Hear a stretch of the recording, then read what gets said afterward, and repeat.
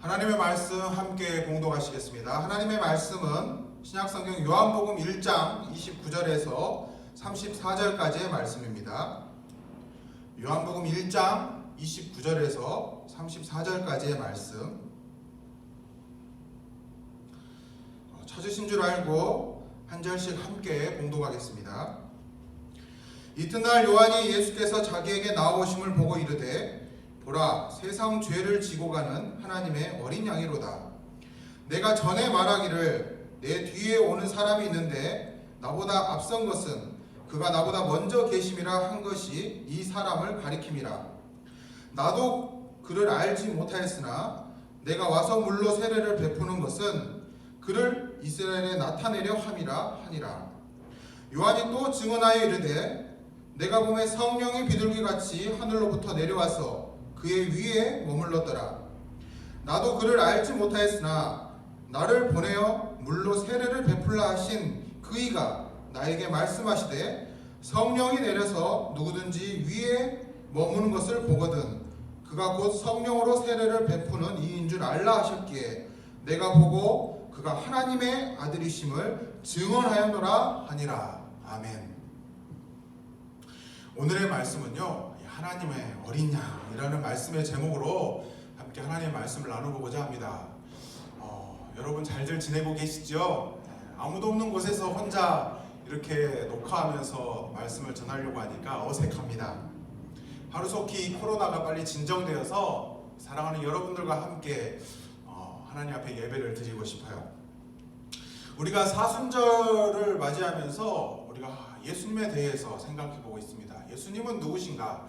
왜 예수님께서 이 땅 가운데 오셨는가? 예수님의 죽으심이 나하고 무슨 관계가 있는가? 정말로 나의 죄 때문에 예수님께서 오신 것이 맞는가? 우리가 사순절 기간 동안 그리고 부활주일까지 우리가 예수님에 대해서 생각하면서 그 예수님이 나의 구원자이심을 우리가 말씀을 통해서 함께 배워보자라고 했는데요. 이 시간 한번 복습해 봤으면 좋겠습니다. 첫 번째가 무엇이었습니까? 바로 아담과 하와가 선악과를 먹고 하나님 앞에 불순종하면서 죄가 이 땅 가운데 들어왔습니다.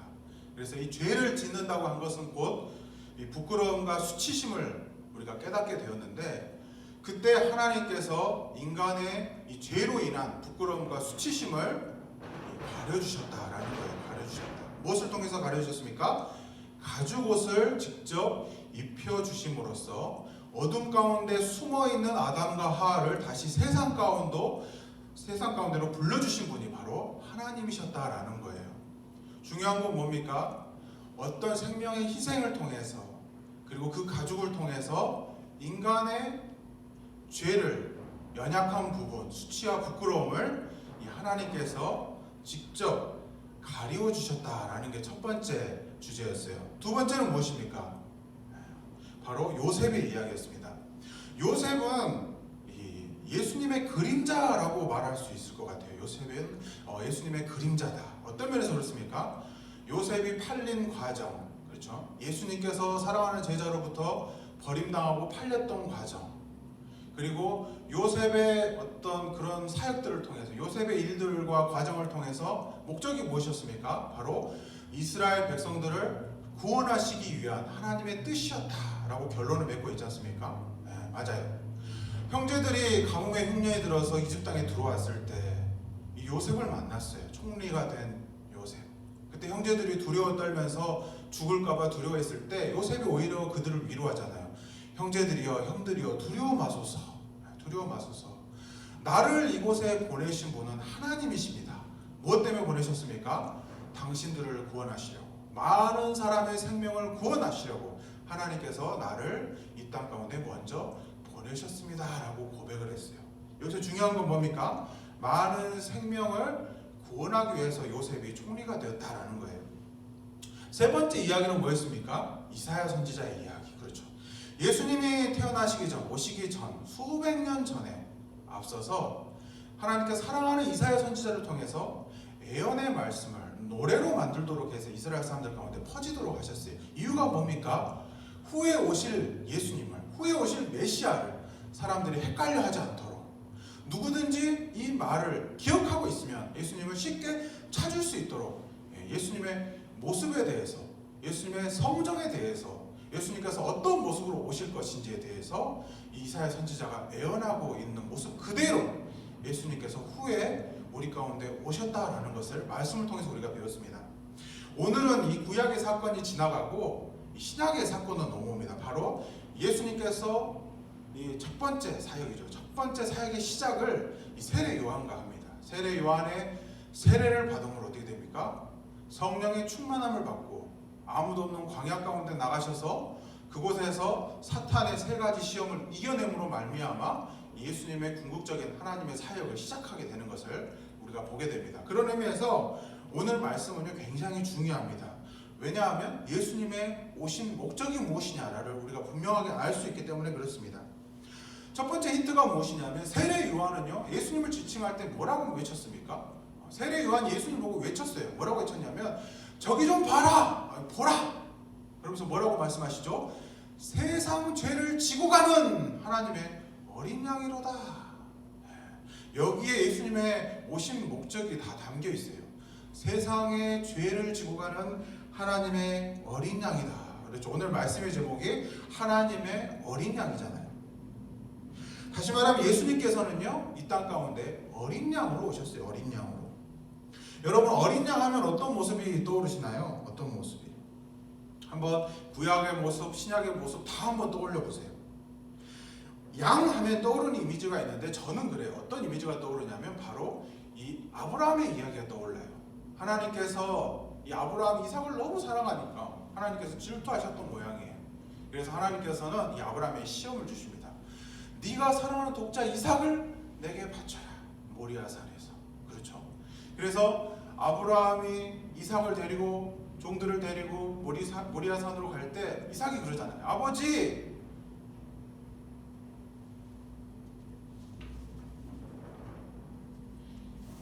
나무도 있고 불도 있는데 하나님께 바칠 어린 양은 어디에 있습니까? 그렇지. 여기에서 어린 양이 등장합니다. 좀 생각이 나십니까? 그리고 모세의 이야기 때 또 어린 양이 등장합니다. 출애굽하기 전에 바로가 마음이 완악해져 가지고 이스라엘 백성들을 출애굽시켜주지 않았어요. 그래서 이 완악한 이 바로의 마음을 돌리기 위해서 하나님께서 10가지 재앙을 주셨는데 그 마지막 재앙이 뭐였냐면 바로 장자의 죽음이었어요. 장자의 죽음. 수많은 생명이 죽을 수밖에 없을 그때 하나님께서 모세에게 알려주셨어요. 그 방법이 뭐였냐면 바로 이스라엘 백성들 가운데 어린 양의 피를 취해가지고 그 피를 이스라엘 백성들이 사는 문설주에 바르면 이 죽음이 피해가리라. 너희는 죽지 않을 것이다. 그래서 이스라엘 백성들은 어떻게 했습니까? 어린 양의 피를 취해가지고 문설주에 발랐어요. 그래가지고 이집트 땅에 있는 수많은 생명의 장자가 다 죽었지만 이 이스라엘 사람들은 살아남았어요. 그래서 우리가 뭐라고 합니까? 유월절이라고 하죠. 유월절 어린 양. 유월절의 뜻이 뭡니까? 영문으로 보면 패스오버라고 되어 있어요.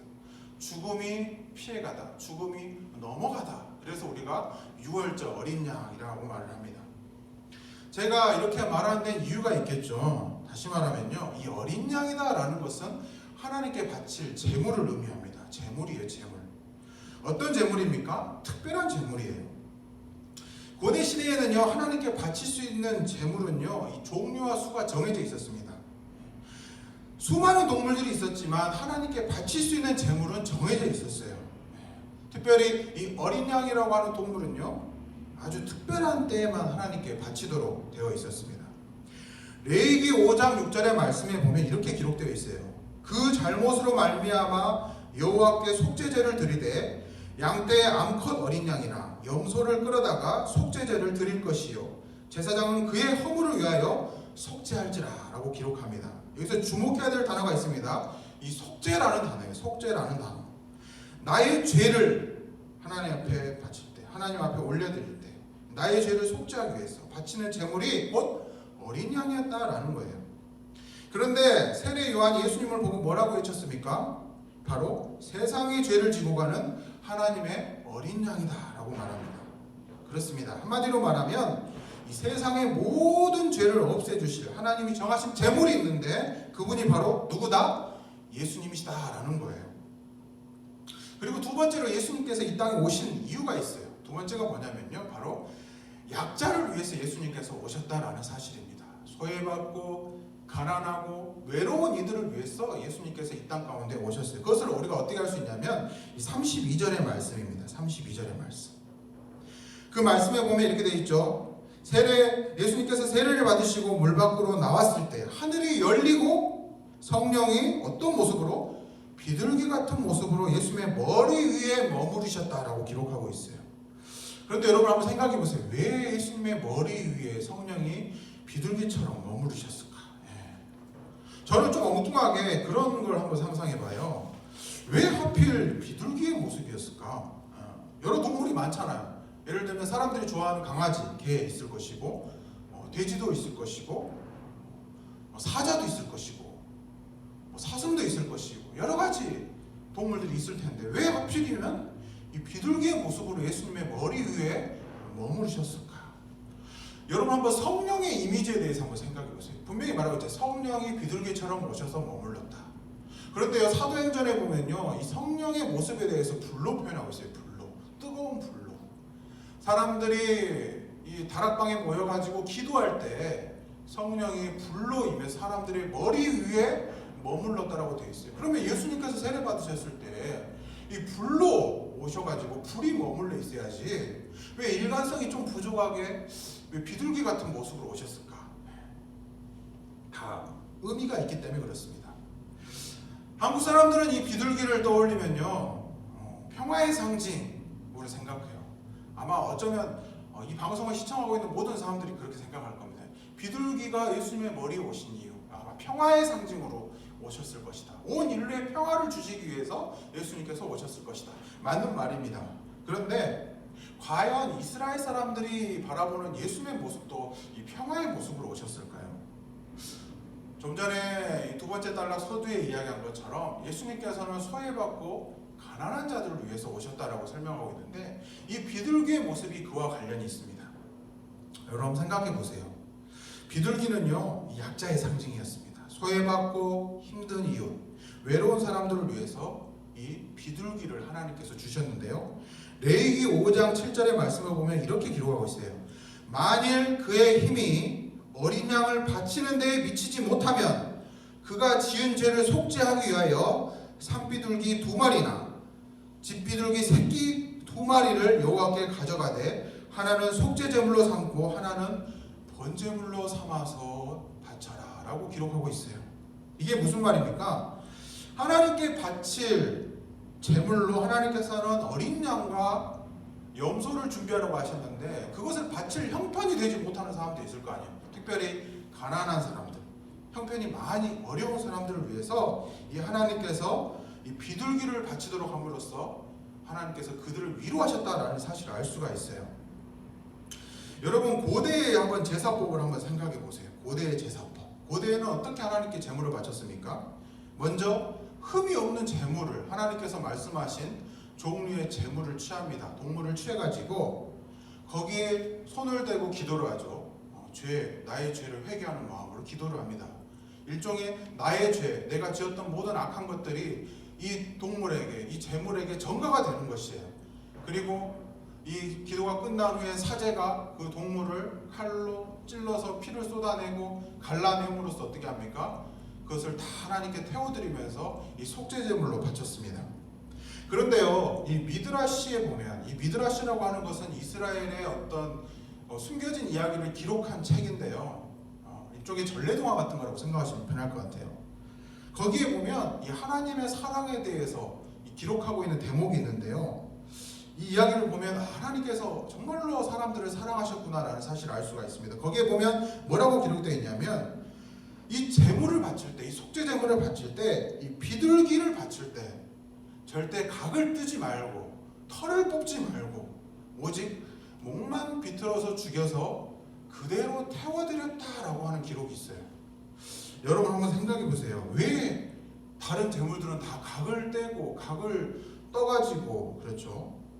이 피를 쏟아내고 창자를 끄집어내고 조금은 잔혹한 방법으로 해서 하나님 앞에 올려드렸는데 왜 유독 비둘기만큼은 이렇게 하셨을까? 여러분 한번 생각해 보세요.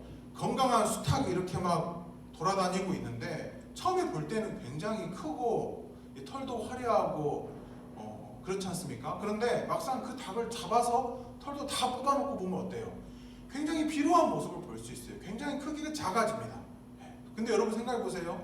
손바닥보다 조금 더 큰 이 비둘기를요, 만약에 똑같은 방법으로 다 같이 털을 뽑고 머리를 자르고 막 한다고 한번 생각해 보세요. 얼마나 바치는 사람 입장에서는 비루하다고 생각하겠습니까? 어쩌면 부끄럽다라고 생각할 수도 있을 것 같아요. 하나님께서는요, 그 마음조차도 헤아리셨음을 알 수가 있습니다. 그래서 이 비둘기를 바칠 때 그런 번거로움을 사용하지 않고 그런 과정 없이 목만 비틀어 가지고 하나님께 불러 태워드렸다라는 것을 알 수가 있습니다. 하나님께서는 그렇게 작은 제물마저도 드리는 그 하나님의 자녀의 마음을 아셨고 이러한 방법을 통해서 위로해 주셨음을 우리가 알 수 있습니다. 다시 말하면 예수님께서는 비둘기로 오셨다라는 거예요. 제물로 오셨다라는 사실입니다. 근데 그 당시 상황을 이해하면요, 예수님께서 오셨던 것이 확연하게 와닿을 수 있어요. 우리가 비둘기는 가난하고 약자가 바친 제물이라고 알고 있었어요. 그래서 많은 사람들이 실제로 성전에 가서 비둘기로 하나님 앞에 속죄 제물을 드렸다라고 생각할 수 있지만 실제로 당시의 상황은 그렇지 못했어요. 왠지 아십니까? 성경 힌트가 나와 있어요. 예수님께서 이 예루살렘에 오셔서 하나님의 성전에 들어가실 때 사람들을 채찍질로 쫓아내지 않았습니까? 그러면서 뭐라고 말씀하셨죠? 내 아버지의 집은 기도하는 집이다. 그런데 너희가 하나님 아버지의 집을 강도의 소굴로 만드셨다라고 말씀하시면서 채찍으로 다 쫓아내시면서 그런 표현을 사용하셨잖아요. 거친 표현을. 근데 당시에는요, 이 흠없는 재물이라는 것 때문에 이 많은 사람들이 실제로 예배를 제대로 드리지 못했어요. 그게 무슨 말이냐면 보통은 일상적으로 자기가 구별해서 이 재물을 가져옵니다. 하나님의 성전이 예루살렘에 있으니까 먼 거리에서 오는 사람들도 있겠죠. 그러면서 재물을 가져오는데 가져오는 과정 가운데서 이 흠이 없던 재물이 흠이 생길 수도 있어요. 그리고 예를 들면 그 재물을 검수하는 검사관이 이 재물을 보고 흠이 있다라고 표현하면 하나님께 실제로 바치지 못했습니다. 그런데 거기 성전 안에서 파는 재물이 있었어요. 예를 들면 비둘기도 팔고 염소도 팔고 양도 파는데 거기에서 좀 더 웃돈을 많이 얹어가지고 팔아가지고 그 재물을 사가지고 하나님께 이 속죄제물로 바쳤다라는 거예요. 이 시장 원리, 경제 원리 여러 가지를 취했을 때 그 방법이 좀 더 효율적인 것 같지만 실제로는 너무 많은 거품이 있었어요. 그리고 그 당시에 제사장들, 그리고 사람들, 그리고 시장 상인들, 여러 가지 커넥션들, 리베이트 이런 것들이 막 끼어들면서요, 실제로 진짜 가난한 사람들은요, 이 시장에서 파는 비둘기도 사지 못했어요. 왜냐하면 가격이 너무 비쌌거든요.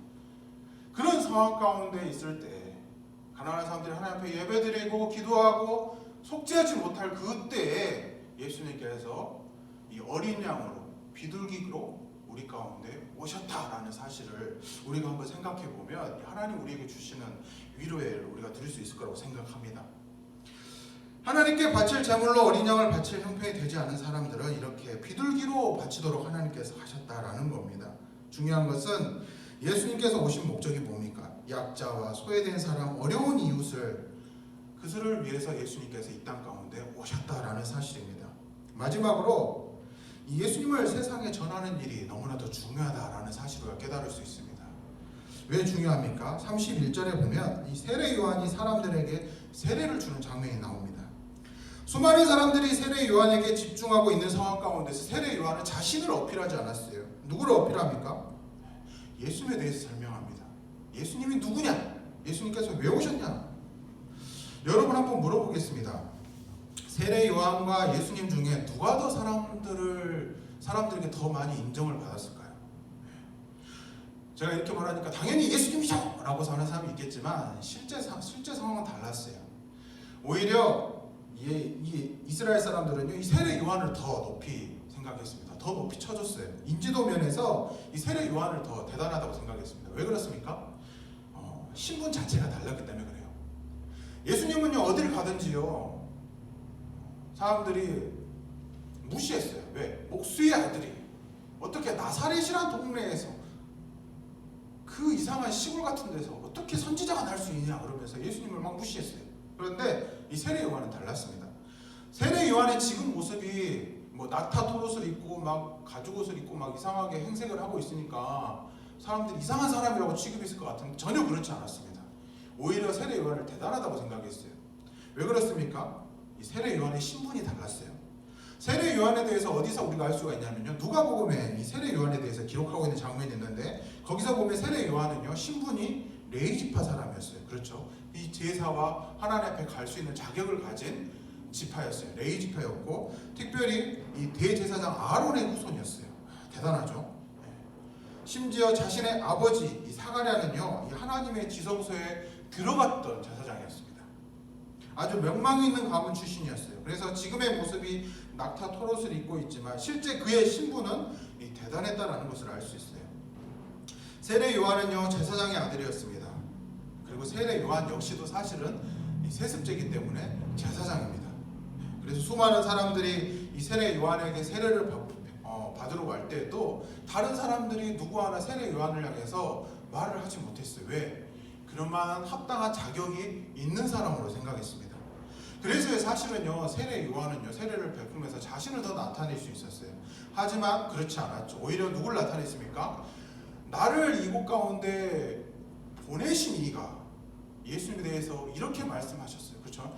성령이 머리 위에 머무는 사람을 보거든 그가 하나님의 아들이심을 알게 하셨다. 나도 사실 예수님에 대해서 잘 알지 못했는데 하나님께서 나를 이렇게 하라고 보내셨는데 그 사람이 곧 예수님이었다 그러면서 오히려 자신이 아닌 누구를 더 나타냅니까? 예수님에 대해서 전하고 있잖아요. 예수님께서 어떤 모습으로 오셨는지, 예수님이 왜 오셨는지에 대해서 수많은 사람들을 모아놓고 그렇게 외쳤다라는 것을 알 수가 있어요. 저는 이런 모습을 보면서요 오늘날의 우리의 모습을 한번 생각해 봅니다. 예수님을 세상 가운데 전하는 것이 어쩌면 두렵거나 부끄러워서 이 사람들 앞에 전도하기가 굉장히 어렵습니다. 어디 가서 교회 다닌다 말도 잘 하지 못해요. 부끄러워하기 때문에 그렇습니다. 예수님을 전하기보다는 교회 가면 무엇이 좋다더라, 교회 가면 이것이 좋다더라, 교회 가면 좋은 사람이 많다더라, 교회 가면 많은 것을 배울 수 있다더라 그러면서 자꾸 교회 가면 좋은 점에 대해서 설명을 합니다. 중요한 건 뭡니까? 예수님이 빠져 있을 때가 참으로 많았다라는 거예요. 그런데 핵심은 무엇입니까? 그런 것도 중요하지만 더 중요한 분이 있다라는 거예요. 그분이 누굽니까? 곧 예수님이다라는 거예요. 때문에 우리는 그런 것들 제쳐주고 오직 예수님만을 세상 가운데 전할 수 있어야 한다라는 거예요. 우리가 교회 다니는 목적이 뭐예요? 그런 것들 누리는 것도 중요하지만 예수님이 누군가? 왜 예수님께서 나를 구원해 주셨는가? 정말로 그 예수님을 우리가 세상 가운데 전하는 것이 우리가 교회 다니는 목적이 아니겠습니까? 여러분 우리가 이 사실을 꼭 기억했으면 좋겠습니다. 우리가 교회에 다니고 예배드리는 것은요 예수님을 위해서지 다른 목적이 주가 되어서는 안 됩니다. 세례 요한의 별명이 무엇이었습니까? 광야에서 외치는 자의 소리였다라고 되어 있어요. 아무도 알아주지 않지만 광야에서 홀로 외로이 하나님의 복음 대신 예수님을 선포하는 자였다라는 거예요. 요란한 확성기처럼 보일 수도 있고 피로한 모습처럼 보일 수 있지만 그 목소리의 주제가 누구였습니까? 예수님이었다라는 거예요. 회개하라! 천국이 가까이 왔다. 천국이 가까이 왔다. 여러분 사람 많은 곳에서 회개하십시오. 여러분 예수님 믿으세요 라고 당당하게 선포하고 전할 사람 있겠습니까? 저 역시도 참으로 쉽지 않은 일입니다. 그럼에도 불구하고 세례 요한이 우리에게 가르쳐주고 있는 것은 그럼에도 불구하고 우리가 예수님을 세상 가운데 당당하게 전할 수 있어야 한다라고 말씀하고 있는 겁니다. 아주대학병원에서 지금은 나오셨지만 이국종 교수의 이야기가 있습니다. 그가 방송 중에 이런 인터뷰를 했는데요. 자기가 죽어서 관 속에 가져가야 할 것이 있는데 그것은 내가 집도한 환자의 명부다라는 이야기를 했어요. 물론 이것은 이국종 교수 개인의 이야기보다도 자기가 존경하는 선배가 자신에게 해준 이야기라고 했는데 그 이야기를 인터뷰 중에 했던 것을 들었던 기억이 있습니다. 내가 죽어서 관 속에 가져갈 것이 있는데 그것은 바로 내가 살린 사람의 이름이다, 명부다. 참 도전이 되는 말씀입니다. 예수 믿는 사람으로서, 예수 믿는 목회자로서, 그리고 우리가 하나님의 자녀로서 우리가 하나님 앞에 가는 그날 우리가 하나님 앞에 내놓을 수 있는 게 무엇일까? 어쩌면 그것은 이국종 교수가 말한 것처럼 우리가 세상 가운데 전한, 예수님을 전한 그 사람들의 명부이지 않을까 그런 생각을 하게 됩니다. 사랑하는 우리 목청교회 친구들, 진심으로 부탁합니다. 우리를 위해 십자가에 달려 돌아가신 그분, 예수님의 이름을 온전하게 전할 수 있는 저와 여러분들이 되었으면 좋겠습니다. 이 시간 함께 기도하겠습니다. 사랑과 은혜가 많으신 하나님 감사합니다. 한 주간도 주님의 사랑과 은혜 안에서 살게 하시고 건강한 모습으로 이렇게 하나님 앞에 예배 드릴 수 있도록 은혜를 베풀어 주신 것 감사를 드립니다. 사순절 넷째 주간을 보내고 있습니다. 주님 말씀 안에서 살려고 늘 노력하지만 죄 가운데 거하면서 하나님 말씀대로 살지 못한 저희들을 불쌍히 여겨주시고 늘 죄와 싸워 이기는 승리의 삶을 살아가도록 은혜를 베풀어 주시옵소서. 하나님, 이 시간 말씀을 생각합니다. 저희를 사랑하셔서 인류의 모든 죄를 구원하시기 위해 제물로 오신 하나님의 사랑하신 예수님을 생각합니다. 그 예수님을 생각하며 한 주간도 하나님 말씀 안에 살게 하시고 그 말씀을 묵상하며 하나님의 자녀로 살아갈 수 있는 저희 모두가 되게 하여 주시옵소서. 오늘도 각자의 자리에서 힘겨운 사투를 하고 있는 이 환자들을 위해서 기도합니다. 외롭고 힘든 싸움을 해가고 있을 그들 가운데 은혜를 베풀어 주시고 속히 치료가 되는 역사가 있게 하여 주시옵소서. 돕고 치료하는 의료진들과 돕는 손길 위에 하나님 함께하여 주시고 그들이 빨리 회복되어서 정말로 가족 가운데 돌아갈 수 있도록 은혜를 베풀어 주시옵소서. 이 모든 기도를 예수님의 이름으로 기도드리오며 지금은 우리 구주 예수 그리스도의 은혜와 하나님 아버지의 무한하신 사랑하심과 성령님의 동행하심이 하나님의 자녀된 우리 목정교회 청소년부 친구들과 선생님 그리고 시청하는 모든 분들 위해 함께 하시기를 간절히 축원하옵나이다.